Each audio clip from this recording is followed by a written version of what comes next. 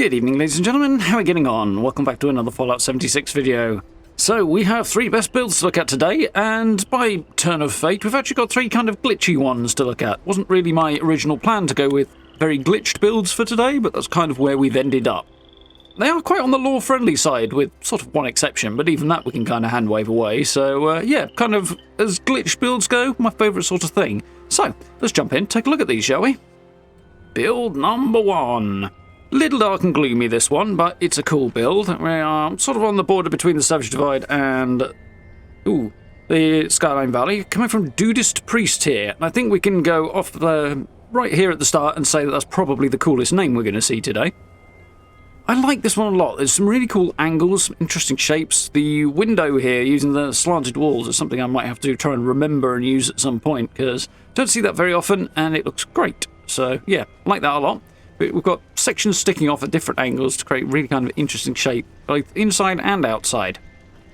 The glitchy part comes around the back, because we've got an octagonal, I think, section of building here, which is still quite cool.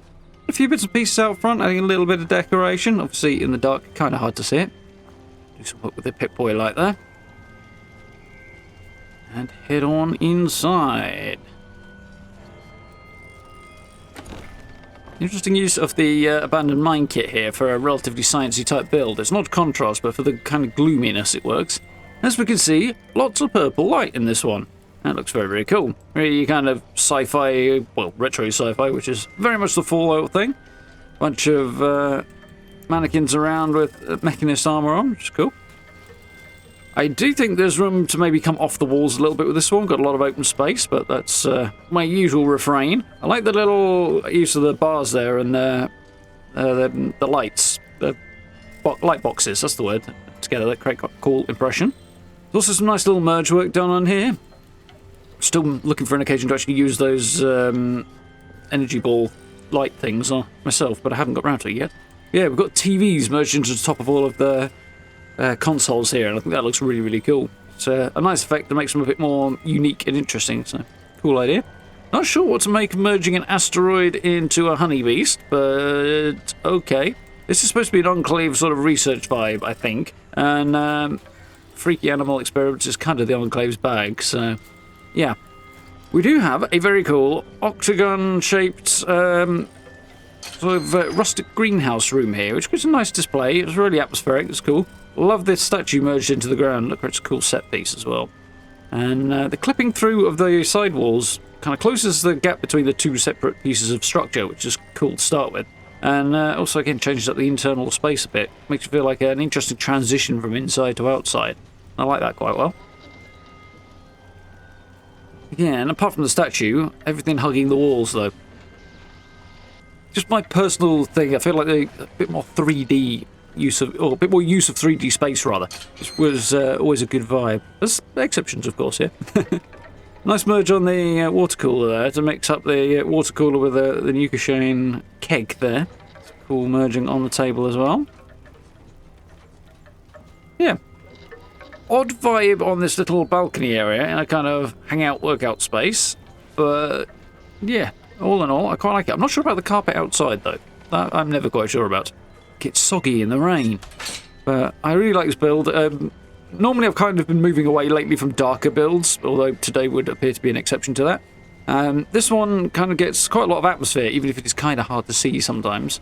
Lots of little bits of detail, lots of scientific-related stuff around in the display cases as well. It works quite nicely. I did not check out the shelter, as per usual, because that would greatly add to the length of the video, and also, I'm just not a big shelter guy, to be honest. Look at the purple reflections on the, or purple lights on the goldfish TV things, the aquarium TVs. That's cool. Hadn't noticed that before. Not sure how that was done, but it's a cool touch as well. Maybe merging on the electric light things, the purple light things into it. Yeah, all in all, a really cool atmospheric build with a distinct style, which I do like. Great one to kick us off. Build number 2. I've had this one sort of in the back pocket for a while, because I found it a while back, and it's really cool. An alien ship shop build, coming from Cav, and definitely deserving of the quite a large number of likes there, which is cool. On a spot that I've built in the past, though not recently, just up from Somersville, or between Somersville and Helvetia. Really, really cool floating alien ship, and this would be the one that I would say is not exactly a lore-friendly build, but you can hand-wave it away because we do have aliens in the Fallout universe, and they do tend to be in somewhat flying saucer-type ships, so it works. I think they've done a really, really cool job with the feel of this, and the floating actually does give the right impression here. Cool use of the little lamps underneath there, the planetarium lamps, a little bit of movement on the bottom of this thing. Using this particular roof as a set of steps, I understand it, but it is a bit of a nightmare to actually path up, especially slowly. This whole shape and the floating ship and the staircase into it give me Flight to the Navigator vibes, if you ever saw that movie back in the day. 80s movie, I believe. Except that one was very chrome and this is very dark, but otherwise, something similar. Lots and lots and lots of detail in here, though, which I am very, very impressed by. Everywhere you look, you're going to see something new, and each time you come through this place, because I've obviously walked through it a few times now, it's I spot something new and unique, which is cool. All of the workbenches merged in, and they kind of disappear from sight, as well as being present when you need them, which is a really good combo, because this is definitely a chaotic space, in a good way, of course. I like it a lot. A bed on the sofa there with the Blue Ridge sleeping bag merged in.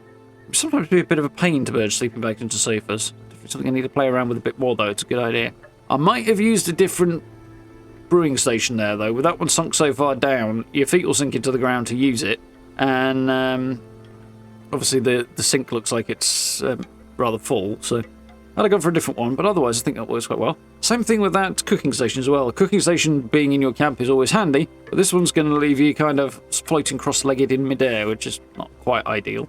But nonetheless, it is in there. They've managed to hide the flames quite well, which is necessary if you're going to put it on a wooden surface, I think. Lots and lots of merge work to fill up the shelves. Done a really great job on that. There's a good bit of patience gone in to getting that done right. And some careful eyeballing, no doubt, as well. And we've got the symptomatic at the back there, buried under stuff that kind of blends in with everything else. And you can access it and walk around the outside of this if you need to, so that's quite cool. So the furniture's placed on a flat floor section in the middle, and then you've got the roofers arcing around the outside. Well, for the most part it is. There's a couple of bits that technically float around the back there, but you can't really tell because they're sort of concealed by everything else, which is fine. Yeah, I like it a lot. Always something different to spot. More than enough light in this one to see what's going on, but also keeps that atmosphere, which works well for a kind of eerie spaceship that may or may not leave with you inside it kind of vibe. I definitely think it's a really, really cool shape, really fun glitch build, and yeah, really thematically, as far as these weird glitch builds go, this is about as thematically on point as I think you can get. But yeah, definitely impressed with that one. It just feels right, so somebody's done a really, really great job with that one. I like this little post at the front to my entrance. Camp number 3, a bit more understated. We finally have some daylight. So we are over on the top edge of Skyline Valley here. And we're coming from Nigaudi. I have no idea how to say that. I've probably butchered it. But anyway, cool build. This almost looks like a prefab, but it isn't. It's some really cool glitch work, and the particular areas that's glitched is a few bits inside, but the roof extends wider than the actual building in a really, really cool way. I'm very impressed with that. It's basically half a roof wide on each side, I think. Maybe a bit more at the back than the front. But yeah, it looks really, really cool. Using the grass roofs up looks nicely. Lots and lots of detail. Always another thing to spot in this one as well. It's always really cool. Use of the plants here to make it feel like the wildlife is growing back, make it feel complete. This is an almost garden vibe as well, which is cool. But little shelter for the Raider Punk there. Making use of the radio. A few additions to make it feel a little more complete, which is cool. A little scrap space there, ammo space. Convenient. I'm not sure where the workbenches are actually off the top of my head. I'm sure I'll spot them as we go around, but I normally try and put that sort of stuff a bit closer to my workbenches, but hey ho. Sacrificing convenience for a look of an awesome build. I fully can get behind that idea. I like the use of the pavilion set here. It blends in with, I'm not sure what this wall set is actually, but it blends in very, very well and looks really, really cool. That's a nice little railing set. Having a pavilion-style railing set that we don't have to glitch into place would be a nice addition. Good use of the cage bulb lights, little bits of detail. Yeah, if anybody knows which building set this is, I'd love to know, because I don't, and I don't recognise it. I think we're looking at least one reversed wall there. Can't tell if they all are or not. Maybe we'll spot that inside, it'll be a bit easier to tell. But we seem to have a lot of wallpaper inside, so maybe they're not reversed. No, they're not reversed. I am curious. Looks great anyway. Loads and loads of detail. Everything is merged together. Even this workbench, which we can stick our head back out the door and have a look at now, you kind of don't notice the fact that the gas tanks are outside the wall until you come inside and realise that actually that works really, really nicely. Done a pretty impressive job of getting that to snap through, actually. Yeah, very cool. I like it a lot. Details on details in this place. Everything is on a bit of a weird... Well, not everything, but many things are on a bit of a weird angle, which really gives it that organic feeling. It feels kind of cluttered, but in a... I've been here a while, this is a lived-in, living, breathing, organic space way, which is great. I'm definitely down for that. I'm a fan of it. I love that they've used stash boxes as side tables all over the place. Like, they've just had to use whatever the heck they can drag back. This has very much got a dragged it back and then buried it under stuff vibe, which is really, really good. It works well. Always a little something extra to spot. I still want that broken radio, although the noise it makes I'm now discovering is slightly less appealing to me. I love this rusted greenhouse roofs in the middle of the large roof to give that glass section. That's really, really cool. One of my favourite features on that. I think the thing that really made me go, I want to look at this more closely, was that roof. Like having the phone booth door in here as well. It's really cool. I'm not so keen on the way it clips through the chemistry station. For me, I can see how it was done. The chemistry station will have gone in with the door open and the door will have been closed afterwards. But maybe not, actually. But yeah, I think the clipping is maybe a little unfortunate there. But on the other hand, that door is very, very cool. So I kind of understand the impulse to use it as well. Always another bit of detail to spot somewhere. I do like that.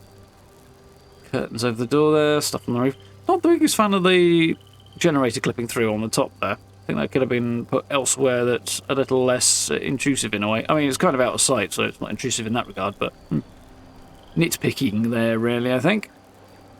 I'm guessing that trumpet is on a chessboard display that's been merged down and just right so it hides. That's really, really cool. Definitely need to make some use out of those Blue Ridge doors at some point as well. I've picked those up a while ago and I've yet to use them. They are very cool. Make for a good little decor item there as well. Yeah. Always something else to spot every time I look around, and they've done a really, really impressive detailed job of it. So, yeah, bottles and things on the tables outside, and so much detail. I don't imagine there's a whole lot of build budget left on this. A lot of double siding with some of these walls. Maybe I have double sided a lot of stuff, and that's what I'm seeing.